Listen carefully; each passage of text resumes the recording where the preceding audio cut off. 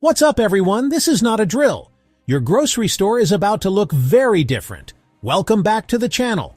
Today, we're diving into a crisis that's hitting everyone, no matter where you shop. All across the country, everyday foods are vanishing, sometimes overnight. It's not just one or two items.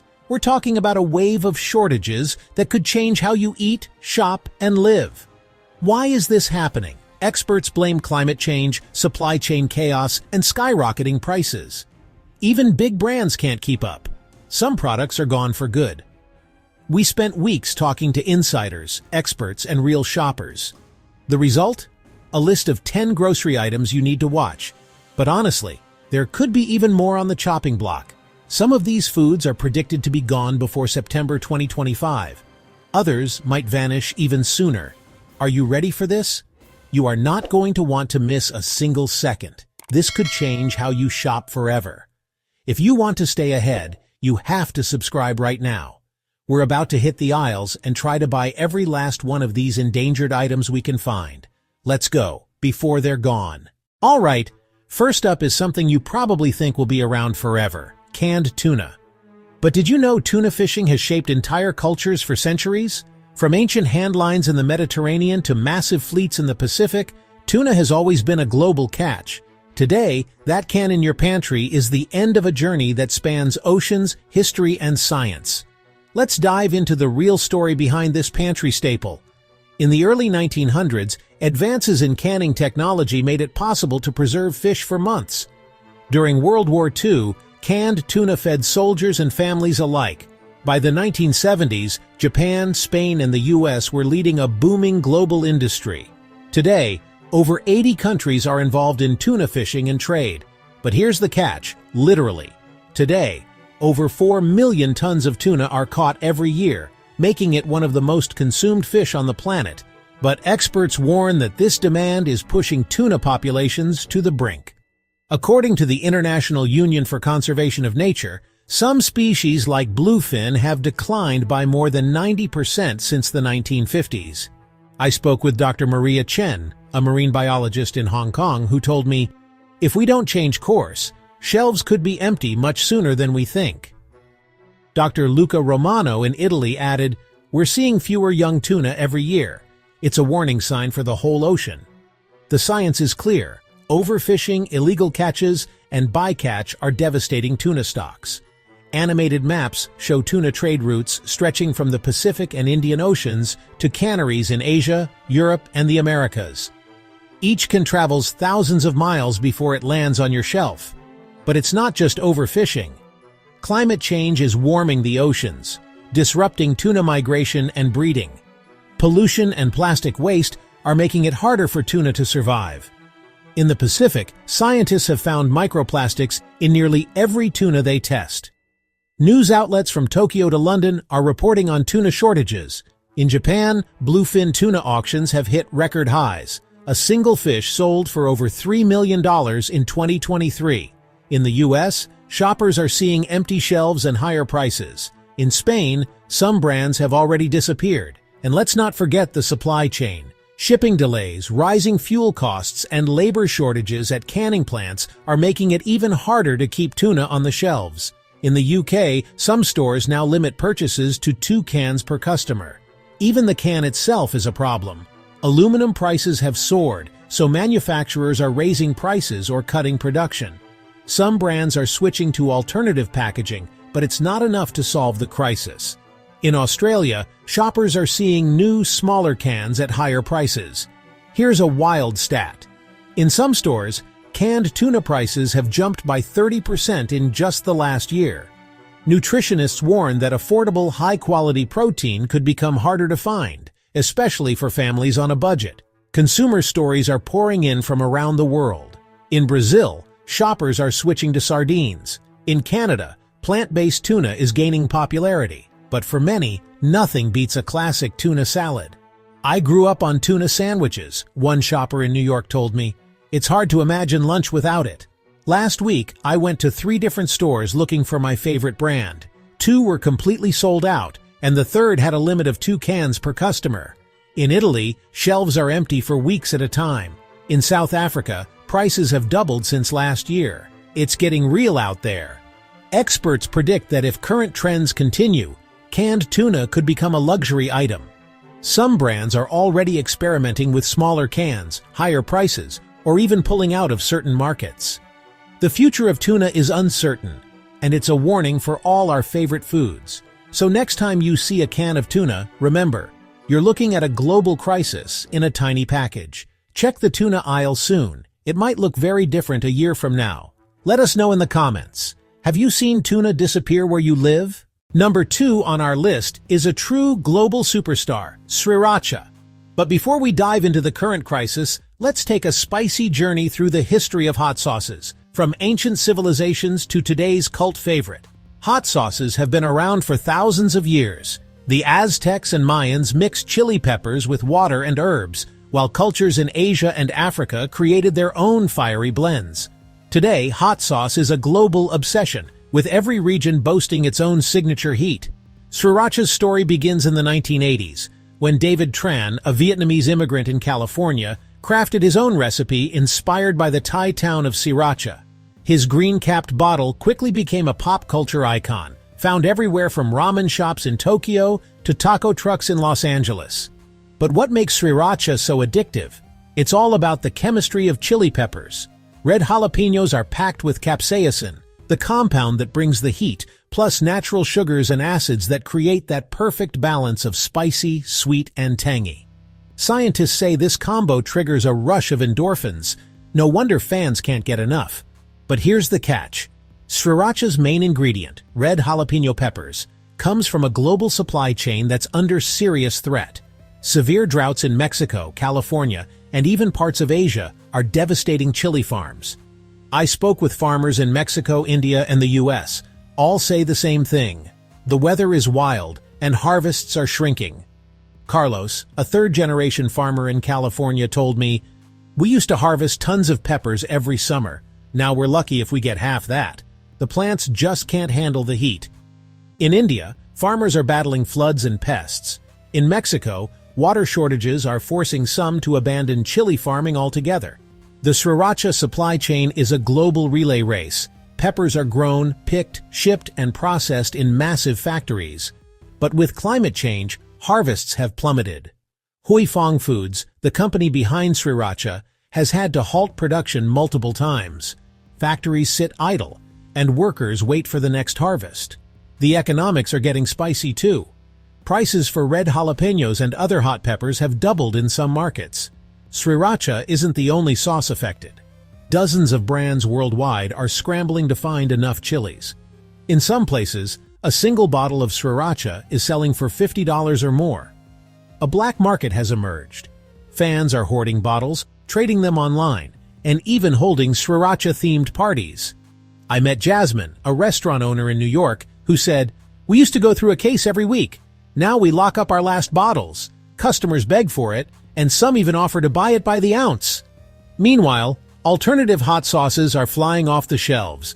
Brands from Mexico, Thailand, and local craft makers are seeing a surge in demand as people search for substitutes. The global hot sauce market is booming, with new flavors and brands popping up everywhere. But for die-hard sriracha fans, nothing else compares.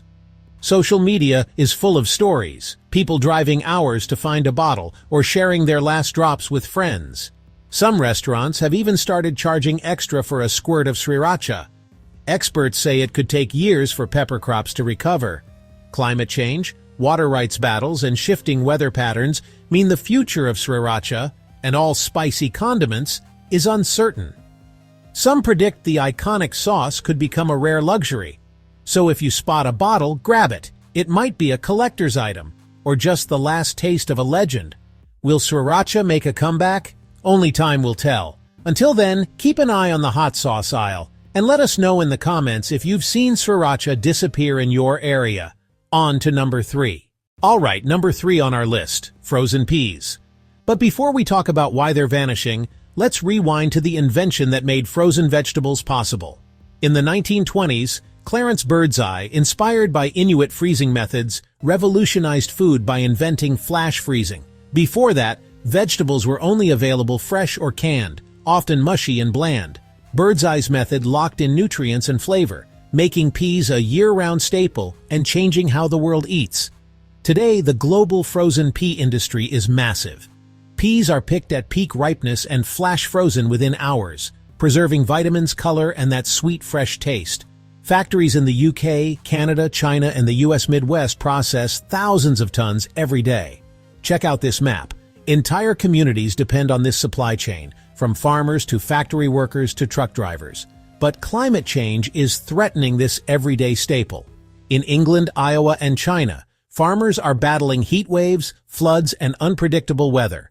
I spoke with Emma, a farmer in the UK, who said, "We used to count on a reliable harvest every June. Now we just hope the weather cooperates. Some years we lose half the crop." In Iowa, storms have wiped out entire fields overnight. Inside the factories, workers say conveyor belts run slower and there's less to freeze. I interviewed Carlos, a plant supervisor in Canada, who told me, "We're freezing whatever we can get, but it's not enough to meet demand. Some days the lines are almost silent." Agricultural reports show failed crops and smaller yields in major growing regions. The result? Supermarket freezers are emptier. Some stores are limiting purchases, and prices are creeping up. I talked to shoppers who are frustrated. "I use peas in everything. Soups, stir-fries, even smoothies," one told me. "Now I can't always find them." Families are feeling the pinch and recipes are changing. Why do people care so much? Frozen peas are a nutrition powerhouse, packed with protein, fiber, and vitamin C. Here's an infographic. Peas are one of the healthiest, most affordable vegetables you can buy. Nutritionists recommend them for quick, healthy meals, and families use them in everything from shepherd's pie to fried rice.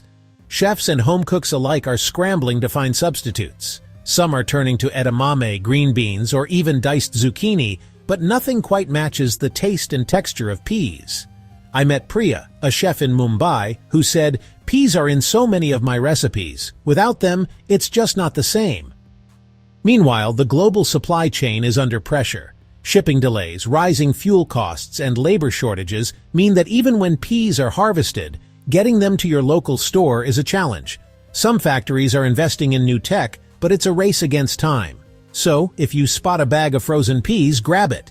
You might need it for your next recipe, or just to have a taste of what could soon be a rare treat. Experts predict that if climate trends continue, frozen vegetables could become a luxury in some regions. The freezer aisle might not be as full as before. Let us know in the comments. Have you noticed frozen peas disappearing in your area? What recipes will you miss most? And what do you think the future holds for frozen veggies? This quiet disappearance could change how we eat for years to come. Let's see what's next. We're heading over to the dairy aisle, or more accurately, the non-dairy aisle. Today we're diving deep into oat milk, the superstar of plant-based milks. But before oat milk took over, plant-based milks have a long, fascinating history, dating back centuries to ancient China and the Middle East, where people made drinks from soybeans, rice, and nuts. Fast forward to today, and oat milk is leading a global revolution in how we think about milk. Just a decade ago, plant-based milks were a niche market. Think soy or almond milk tucked away on a single shelf. But as more people look for dairy alternatives, the options have exploded. Oat milk, with its creamy texture and mild flavor, has taken the world by storm. In fact, global sales of oat milk have skyrocketed, making it a staple in coffee shops and kitchens from Stockholm to Sydney. But what makes oat milk so special? Let's break down the science. Oats are grown in cool climates. Think rolling fields in Canada, Scandinavia, and the American Midwest. The grains are harvested, soaked, blended, and then strained to create a creamy, naturally sweet milk alternative. Unlike almonds, which require huge amounts of water, or soy, which can be allergenic, oats are both sustainable and accessible. Environmentalists love oat milk for a reason. Let's compare. Producing a glass of oat milk uses about 80% less water than almond milk and generates far fewer greenhouse gases than dairy. Animated charts show oat milk's carbon footprint is a fraction of cow's milk. For eco-conscious consumers, it's a win-win. But with popularity comes pressure.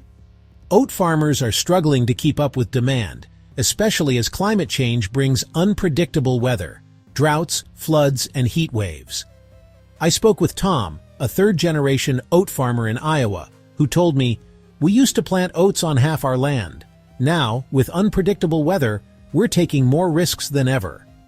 Processing plants are feeling the squeeze too.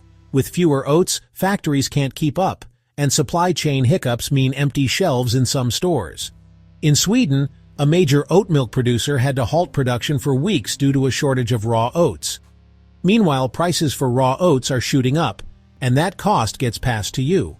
In coffee shops from New York to Tokyo, baristas swear by oat milk for its ability to froth perfectly and complement espresso. I interviewed Sarah, a local barista, who said, "Customers ask for oat milk every day. When we run out, people are genuinely disappointed." Social media is full of oat milk latte art and taste tests. Oat milk's rise isn't just about taste or sustainability, it's also about nutrition. Nutritionists point out that oat milk is often fortified with vitamins and minerals, making it a solid choice for people with dietary restrictions or allergies. I spoke to Dr. Lisa Chen, a food systems expert, who told us, "Oat milk is a great example of how consumer demand can drive sustainable change, but only if the supply chain keeps up." Meanwhile, some critics warn that as oat milk grows, it could put pressure on land use and crop diversity. Balancing sustainability and demand is a challenge for the future, but innovation is on the horizon.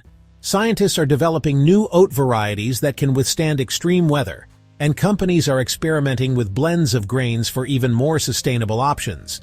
And it's not just experts. Oat milk fans are passionate.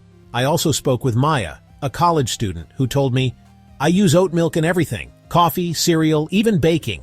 I never thought I'd have to hunt for it." In some cities, oat milk shortages have led to rationing, and prices have jumped by as much as 30% in the last year. If you rely on oat milk for your morning coffee, have a backup plan. We're grabbing every carton we can find in this store. Some shoppers are even turning to DIY recipes, blending oats and water at home to make their own milk. It's not quite the same, but desperate times call for creative solutions. Consider alternatives or stash a backup if it's your daily go-to. And keep an eye on the market. New brands and blends are popping up all the time. The oat milk craze isn't slowing down, but the next year could be a wild ride for fans. If you see your favorite brand, don't wait. Grab it while you can. The future of plant-based dairy is bright. Scientists are working on even more sustainable, nutritious, and delicious options. From oat milk ice cream to barista blends, innovation is everywhere. So next time you pour a splash of oat milk, remember, you're part of a global movement that's changing the way we eat, drink, and care for the planet. Next up, let's talk about a staple cherished for thousands of years: imported olive oil, especially the extra virgin kind from the Mediterranean.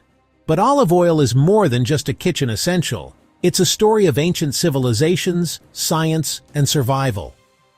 Picture groves that have stood since the days of Homer, their twisted trunks weathering centuries of sun and storm.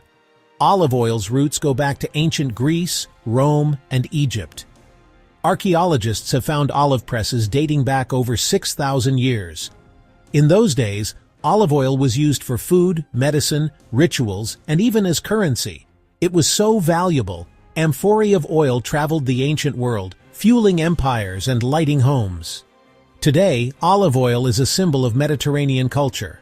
For centuries, families have harvested olives by hand, passing down traditions through generations. I spoke with Dr. Elena Rossi, a food historian, who told me, "Olive oil is woven into the fabric of Mediterranean life. Every harvest is a celebration, a ritual that connects us to our ancestors." The science behind olive oil is fascinating. Olive trees can live for centuries, but they need just the right balance of sun, rain, and soil. Farmers monitor the trees year-round, pruning, irrigating, and protecting them from pests. In southern Spain, I met Miguel, a farmer who showed me how each tree is cared for like a member of the family. Let's break down how olive oil is made. First, olives are picked at peak ripeness, sometimes by hand, sometimes with gentle shakers. They're rushed to the mill, where they're crushed and pressed within hours. The oil is separated from the pulp, filtered, and bottled, each step affecting flavor, aroma, and quality. Animated diagrams show how temperature and timing can make the difference between extra virgin and ordinary oil. The Mediterranean climate, mild winters, hot summers, has always been perfect for olive trees. But now, climate change is throwing everything off balance. Spain, Italy, and Greece are facing record-breaking droughts and heat waves. Miguel told me, "We used to count on the rain. Now, every year is a gamble. Some years, we lose half the crop." Scientists are working with farmers to develop drought-resistant olive varieties and smarter irrigation systems. But adapting takes time, and some groves are already being abandoned. In Italy, I met Dr. Lucia Bianchi, an agricultural scientist, who said, "We're racing against the clock to save centuries-old trees. Every lost grove is a loss of heritage." In some regions, olive oil production has dropped by more than 50%. Reservoirs are drying up, and farmers are struggling to keep their groves alive. Animated infographics show the dramatic drop in harvests and the ripple effect on global supply. The impact is global. In the last year, bulk olive oil prices have more than doubled. What was once a kitchen staple is now a luxury item in some markets. Chefs are rationing olive oil, and some restaurants have even removed it from their menus. I spoke with Chef Sophia in Athens, who said, "We used to drizzle olive oil on everything. Now we measure every drop. Customers notice the difference." And here's a warning. When prices spike, fake olive oil floods the market. Experts say up to half of all extra virgin bottles are actually blends or even outright fakes. At an olive oil tasting in Florence, experts showed me how to spot the real thing. Look for a peppery finish, a grassy aroma, and a harvest date on the label. If the price seems too good to be true, it probably is. Why does this matter? Real extra virgin olive oil is packed with antioxidants and healthy fats. It's linked to heart health, lower inflammation, and even longer life in Mediterranean populations. Infographics highlight the health benefits, showing how olive oil supports the heart, brain, and immune system. I met Maria, a local shopper in Rome, who said, "I grew up with olive oil on every meal. It's not just food, it's family, it's tradition. I worry my kids won't have the same experience." For many, olive oil is a taste of home and a link to generations past. So if you see a good imported bottle at a fair price, grab it. You're not just buying oil, you're buying a piece of history, culture, and health. This could be true liquid gold. The next time you taste real extra virgin olive oil, savor it. Swirl it in a glass, breathe in the aroma, and remember the centuries of tradition and the farmers behind every drop. And remember, satellite images show green groves turning brown. This is a long-term climate issue that could change what's on our tables for years to come. The story of olive oil is the story of resilience, adaptation, and the global connections that shape what we eat. So next time you reach for that bottle, know you're tasting history, science, and a world in flux. Up next, cereal lovers, brace yourselves. Number 6 is going to surprise you. This next one is pure nostalgia, breakfast cereal. But before we talk about why your favorite boxes are vanishing, let's rewind to the origins of breakfast itself. In the 1800s, breakfast was hearty. Think porridge, bread, or leftovers. Then came a revolution, the invention of ready-to-eat cereal. In the late 1800s, Dr. John Harvey Kellogg created cornflakes as a health food at his sanitarium. Soon, Post and Quaker joined the race, and the cereal boom began. Early ads promised energy, health, and a modern lifestyle. Cereal became a symbol of progress. By the 1950s and 60s, cereal was everywhere. Colorful boxes, catchy jingles, and cartoon mascots. Saturday mornings meant pouring a bowl and watching cartoons. Cereal wasn't just food. It was a ritual, a memory, a part of growing up for families around the world. But behind the scenes, cereal is a marvel of food engineering. Massive factories churn out millions of boxes every week. Grains like corn, wheat, and oats are milled, cooked, shaped, and toasted in high-tech facilities. The science is all about locking in crunch, flavor, and nutrition. I spoke with Dr. Linda Park, a food scientist, who said, "Every flake and loop is carefully engineered for taste and texture." The story of cereal is also global.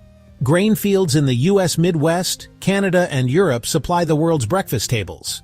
But climate change, droughts, and floods are making harvests unpredictable. I interviewed farmers in Iowa and France who told me, some years we lose half the crop to weather. Meanwhile, major cereal companies are quietly discontinuing less popular but beloved products. Sometimes, a cereal vanishes with no warning, leaving fans searching store after store. Social media is full of people searching for their childhood favorites, sharing stories, and even trading boxes online. I talked to Emily, a lifelong cereal fan. She told me, "I still remember the day they stopped making my favorite. I checked every store for months. It was like losing a piece of my childhood." For many, cereal is more than food. It's a connection to family and tradition. Rising commodity prices and ingredient shortages, corn, wheat, oats, sugar, can make a cereal unprofitable overnight. Factories have to make tough choices, and sometimes classics just don't make the cut. Here's an infographic. Global grain prices have doubled in the last decade, squeezing every part of the supply chain. Changing breakfast habits are also a big factor. People are grabbing bars, yogurt, or smoothies instead of a bowl of cereal. Busy mornings and health trends are pushing us away from sugary cereals toward quick, high-protein options. Nutritionists like Rachel Kim say, breakfast is evolving. People want more protein, less sugar, and more convenience. When costs rise, companies trim product lines. A cereal you loved could vanish without warning. It's not just about breakfast. It's about memories, family, and tradition. I met a dad who saved a box of his favorite childhood cereal to share with his kids, just for the memories. So what's the future? Industry insiders predict more brands will focus on premium, limited edition, or healthier cereals, while old favorites may only return for special releases, if at all.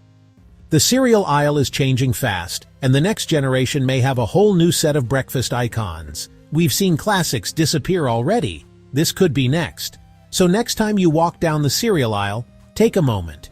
That box you loved as a kid, it might not be there tomorrow. For now, I'm grabbing a few boxes of obscure cereals, like collecting endangered species, just in case.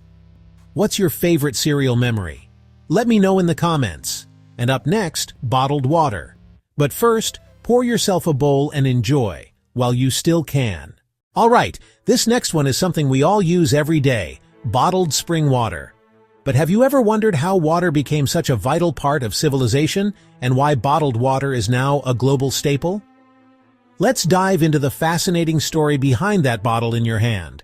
The story of water consumption goes back thousands of years. In ancient Mesopotamia and Egypt, people built canals and cisterns to store precious water. The Romans engineered aqueducts to bring fresh spring water into their cities, shaping the growth of entire empires. By the 18th century, mineral springs were believed to have healing powers, and people traveled for miles to fill glass bottles at famous springs. Fast forward to the 19th and 20th centuries, bottled water became a luxury for the wealthy, then exploded into a multi-billion-dollar industry. Today, major brands source their water from famous springs in the Alps, the Rockies, and beyond. But what makes spring water so special? It's all about the source. True spring water comes from deep underground aquifers, filtered naturally through layers of rock for decades, giving it a unique mineral profile and taste.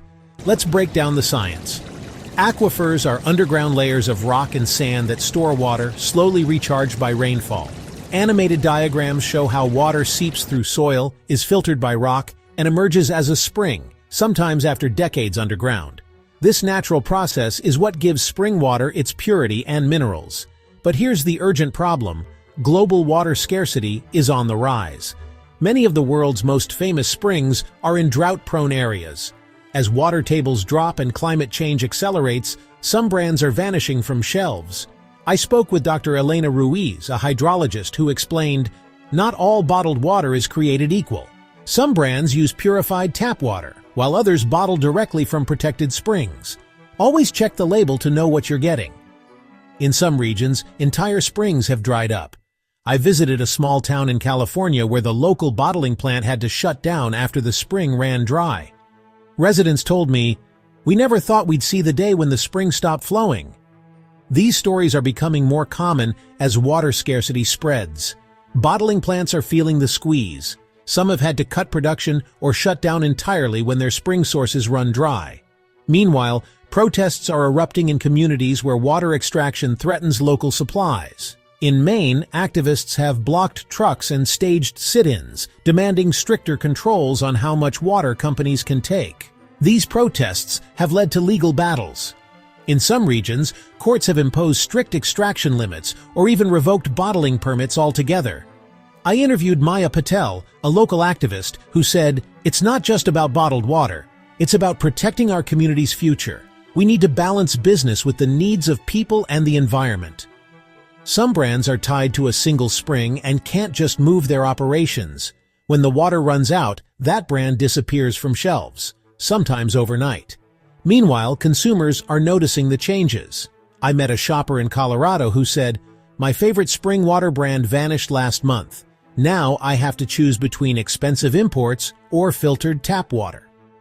Bottled water companies often tout health claims: pure, mineral-rich, untouched by man.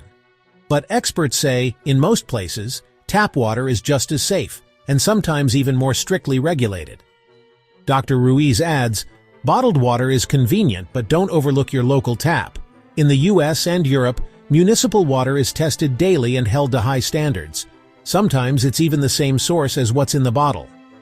But there's a hidden cost: single-use plastic bottles.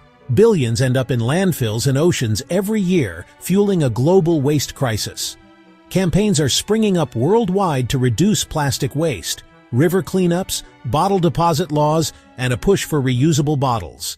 In some cities, you'll find public refill stations popping up everywhere. Experts and activists say the future is in reusable bottles, home filtration, and investing in public water infrastructure. We're already seeing regional spring brands disappear. Stores put up temporarily unavailable signs, and prices for the remaining bottles are climbing. So, we're grabbing a case to be safe, but we're also looking at alternatives. If you haven't already, consider a good filter and a reusable bottle. The era of cheap, unlimited spring water is ending. It's a battle between convenience, health, and the environment, and the outcome affects us all. Water is life, and the choices we make now will shape the future of our communities and our planet. Let me know in the comments, do you still see your favorite bottled water on the shelves? What changes have you noticed in your area? Up next, the fake meat industry.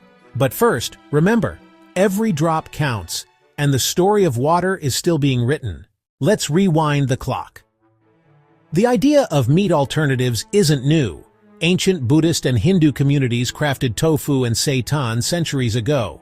But the modern plant-based meat movement began in the 1960s, when food scientists in the US and Europe experimented with soy and wheat gluten to create options for vegetarians and religious groups. These early products were basic, but they set the stage for a revolution. Fast forward to the 2010s. Companies like Beyond Meat and Impossible Foods burst onto the scene. Using cutting-edge food engineering, they mimicked the taste, texture, and even the sizzle of real meat. Suddenly, plant-based burgers were everywhere. Fast food chains, grocery stores, and backyard barbecues. The plant-based revolution had arrived. The science behind these products is wild. In food labs, scientists use pea protein, soy isolates, coconut oil, and even heme, a molecule that gives Impossible Burgers their meaty flavor. Animated diagrams show how these ingredients are combined, extruded, and cooked to replicate the juiciness and aroma of beef. It's molecular gastronomy meets high-tech innovation. I spoke with Dr. Emily Foster, a food scientist, who explained, "We're not just making veggie patties anymore. We're using advanced processing to replicate the sizzle, aroma, and even the marbling of real meat. Every batch is tested for taste, texture, and nutrition. Food engineering has become a global race for the perfect bite. But behind the scenes, the global supply chain is complex. Pea and soy farms in North America, coconut plantations in Asia, and factories worldwide all play a part. Droughts, floods, and shipping delays can disrupt production overnight. In 2022, ingredient shortages forced some brands to halt production or reformulate recipes. The economics are just as wild. At first, investors poured in billions, and supermarkets raced to add plant-based options. But production costs soared. Patented tech, complex recipes, and expensive ingredients meant that plant-based meat was often pricier than the real thing. Some brands struggled to keep up, and only the strongest survived. Health debates exploded. Some experts praised the environmental benefits: less water, fewer emissions, no animals harmed. Others worried about ultra-processed ingredients, sodium, and additives. Nutritionist Mark Rivera told me, Plant-based meats can be a great option, but check the labels. Moderation and variety are key. Environmentalists point out that plant-based meat uses up to 90% less water and land than beef, and produces far fewer greenhouse gases. Animated infographics show the dramatic difference in carbon footprints. For eco-conscious consumers, this is a game changer. But what do real people think? I met shoppers and restaurant owners who shared their stories. Some love the taste and mission. Others say it's just not the same. Taste tests, YouTube reviews, and social media debates are everywhere. One consumer told me, "I tried a plant-based burger with my friends. Some were blown away, others missed the real thing." The market is shifting, sales are slowing, and some brands are pulling products off shelves. Investors want profits, not just buzz. Companies are streamlining, cutting less popular items like plant-based sausages and ground meat. Retail analyst Priya Singh told me, "The initial excitement was huge, but now brands have to prove they can deliver consistent quality and value." But the story isn't over. Innovators are working on new recipes, using mushrooms, fermentation, and even 3D printing to create the next generation of meat alternatives. In food labs around the world, scientists are experimenting with new proteins and sustainable ingredients. The future could bring tastier, healthier, and more affordable options for everyone. So if you have a favorite plant-based product, now's the time to grab it. The next year could see even more disappear from your local store. And if you haven't tried one yet, maybe now's the perfect time to see what all the buzz is about. The plant-based meat story is still being written, and you're part of it. For number 9, we're heading to the fanciest part of the store, imported and specialty cheeses. Think Brie from France, Parmigiano Reggiano from Italy, Stilton from England. These are more than foods. They're centuries-old traditions, shaped by history, geography, and culture. But how did cheese become such a global obsession? Let's travel back in time to the origins of cheesemaking. Cheesemaking dates back over 7,000 years. Ancient Egyptians, Greeks, and Romans all had their own cheese traditions. Monks in mountain monasteries refined recipes, while farmers in lush valleys developed unique flavors and textures. Every region, from the French Alps to the English countryside, tells its story through cheese. Animated maps show how cheese spread along ancient trade routes, connecting cultures and cuisines. Today, cheese is crafted by artisans and families who have passed down their secrets for generations. I spoke with Jean-Luc, a fifth-generation French cheesemaker, who told me, "Each wheel is a living thing. The milk, the air, the aging cave all shape the final taste." In Italy, Maria, a Parmigiano producer, described the pride in every batch. "We care for our wheels like family. The world may change, but our traditions endure." The science of cheesemaking is fascinating. It starts with fresh milk, then cultures and rennet are added to form curds. The curds are cut, pressed, and aged, sometimes for years. Fermentation transforms flavor and texture, while temperature, humidity, and even the wooden shelves can change the outcome. That's why no two wheels are ever exactly alike. Infographics reveal the complex process from milk to masterpiece. Getting these treasures to your local store is a global operation. Wheels of cheese travel across continents, by truck, ship, and plane, passing through customs and strict food safety checks. Animated maps trace the journey from European dairies to markets worldwide. One importer told me, "It's a race against time. If a shipment is delayed, the cheese can spoil or lose its perfect flavor." But global trade isn't easy. Trade restrictions, tariffs, and shifting politics can instantly spike costs or stop imports. In 2020, tariffs on European cheese sent prices soaring in the US, and some varieties vanished overnight. Infographics show how regulations and politics impact what ends up on your plate. These cheeses are perishable and need a perfect cold chain. One delay and thousands of dollars melt away. Imagine a shipment stuck at the border, the clock ticking, flavors fading. I spoke with Maria, a specialty foods importer, who said, "We lost an entire shipment of camembert last year. It was heartbreaking." Stories like hers are becoming more common as the supply chain gets squeezed. Small family producers face rising milk, energy, and labor costs. Many can't absorb price shocks, so they scale back or close up shop, meaning fewer rare cheeses make it to your table. In Italy, some Parmigiano makers have shut down after generations in business. The result? scarcity and rising prices for the cheeses you love. When importers decide the margins don't make sense, those cheeses simply stop coming. Shelves go empty, and what's left becomes a luxury. I met a shopper in New York who said, "I used to buy Roquefort every week. Now I only splurge for special occasions." Cheese tastings are becoming more popular as people savor rare varieties while they can. At a recent market, I watched a cheesemonger guide customers through flavors. Notes of grass, nuts, fruit, even caramel. "Every bite is a journey," she said.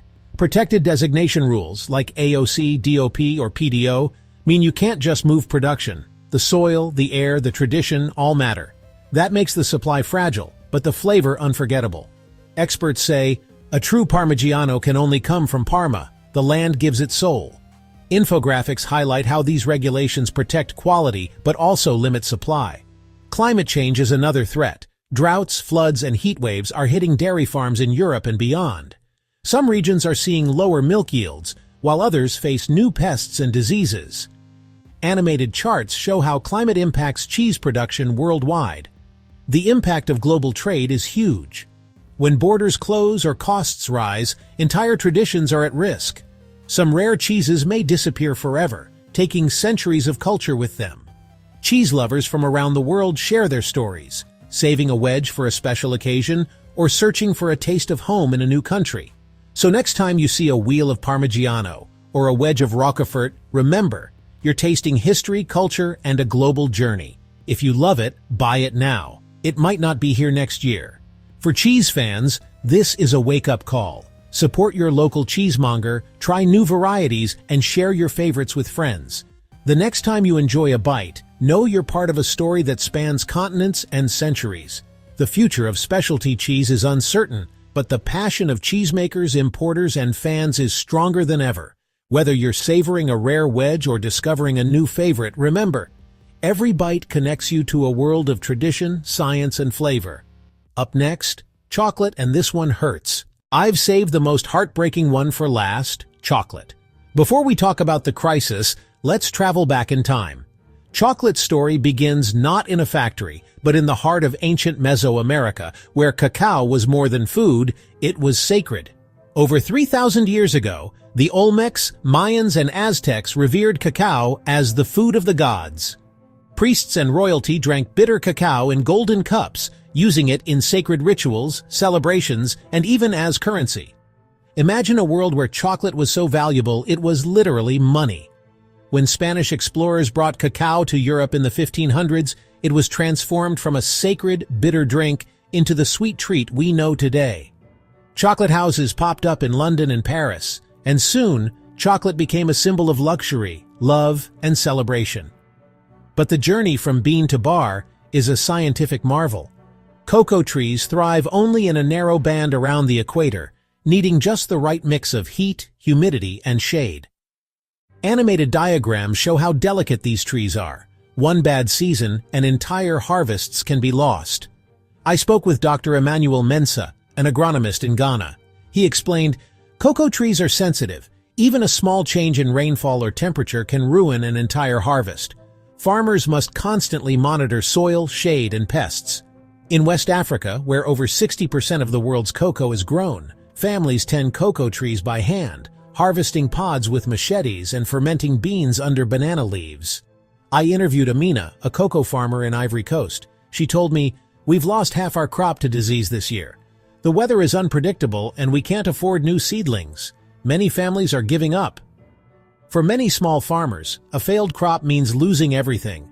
Experts warn that if these trends continue, the world's chocolate supply could be cut in half within a decade.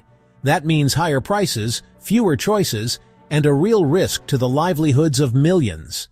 Infographics show cocoa prices tripling and chocolate bars shrinking in size, what economists call shrinkflation. In the chocolate factories, the pressure is on.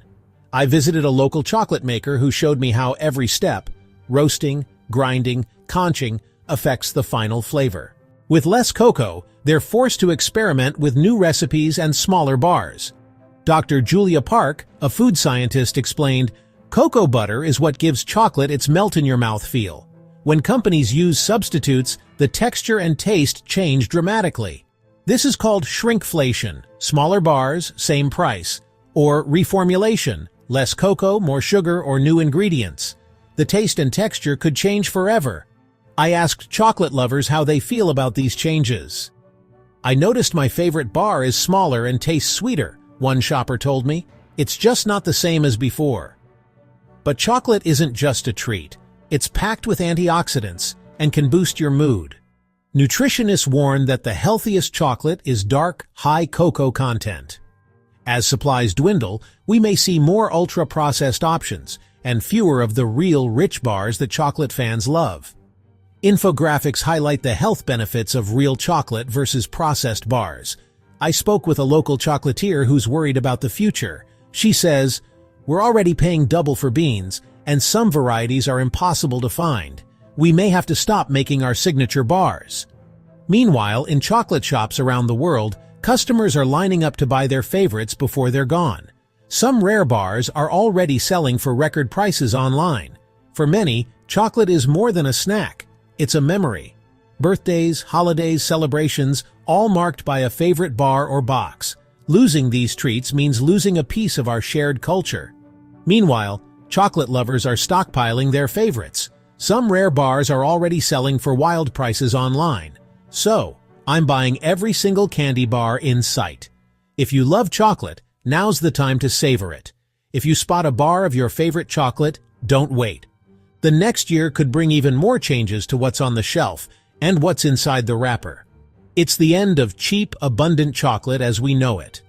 The next time you unwrap a bar, remember the journey, from ancient rituals to global supply chains. From the hands of farmers to the joy of your own celebrations. Chocolate connects us all, one bite at a time. And that's the list. 10 everyday items you might not find on shelves much longer. From pantry staples to your favorite treats, the grocery store is changing right before our eyes. Let's recap. Canned tuna, sriracha, oat milk, frozen peas, olive oil, cereal, bottled water, plant-based meat, imported cheese, and chocolate. All at risk of vanishing, and each with its own story of climate, economics, and shifting demand. It's wild to think these could be gone before September 2025. But this isn't just about food, it's about how quickly our world can change and how connected we all are. Our food system is fragile. Climate change, global economics, and supply chains are all linked. But here's the good news. You're not powerless. Stay informed by following trusted news sources, reading labels, and asking questions at your local store. Support local producers and small businesses. Every purchase makes a difference. Get involved in your community. Join food co-ops, attend local events, or volunteer at food banks. Share tips and resources with friends and family. Together we can make smarter choices and help each other adapt. Here's my challenge. Go to your local grocery store and see for yourself. Are these items still on the shelves? Are prices higher? What's missing in your area? Snap a photo, tag me on social media, or drop a comment below with what you find. I love seeing your updates and stories. You all spot trends before anyone else. Tell me in the comments if you've seen these items disappear, or if there are other foods you think are vanishing. I read every single comment, and your tips help everyone stay ahead. Here are some of your recent comments and photos.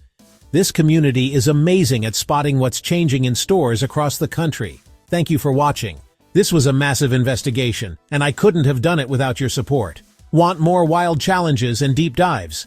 Hit subscribe now and turn on notifications. If you want to stay ahead of the curve, make sure you're subscribed and following on all platforms. We're building a community that looks out for each other, shares tips, and helps everyone thrive, no matter what's on the shelves. See you in the next video. And don't forget to check your local store. Let's keep this conversation going. Turn on notifications. Thanks for watching and keep sharing your stories. But before we go, there's one more item you might not have noticed slipping away. Imported spices. Imagine reaching for your favorite, cinnamon, cardamom, saffron, and finding the jar empty, or the price suddenly sky high. Spices like vanilla from Madagascar, turmeric from India, nutmeg from Grenada, are facing major challenges. Climate change is shrinking harvests, extreme weather is hitting farms, global shipping delays are making it harder for these tiny but crucial ingredients to reach your local store. Why does this matter? Spices are the secret behind so many of our favorite dishes. Morning chai, weekend baking, family recipes passed down for generations. Losing access to these flavors doesn't just change what's on our plates. It affects cultures and traditions, and small farming communities around the world who rely on spice exports to survive. So next time you're at the store, take a closer look at the spice aisle. Are your favorites still there? Is the price creeping up? Let us know in the comments which spices you're finding harder to buy, and if you've discovered any creative local alternatives. The spice rack might seem small, but it's a big part of what makes food and life flavorful.